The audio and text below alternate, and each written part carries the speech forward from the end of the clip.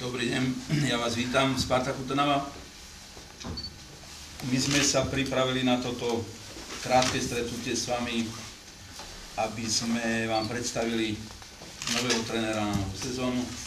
S pánom Vermezovičom sme si včera prešli podmienky zmluvy. Túto zmluvu sme si vzájomne odobrili. Pán Vermezovič teraz pred vami a nami podpíše novú zmluvu na sezónu 2008-2009. Táto zmluva vychádza z cieľov FC Spartak Trnava. Pán Vermezovič prišiel na to do Trnavy, aby tie ciele spolu s nami naplnil. Potom samozrejme sme pripravení aj on, aj my odpovedať na vaše otázky. Teraz požiadam pána Vermezoviča, aby podpísal jedno pare tejto zmluvy. Z našej strany je už zmluva podpísaná. Teraz podpíšuje zmluvu pán. Vidíte ešte tu.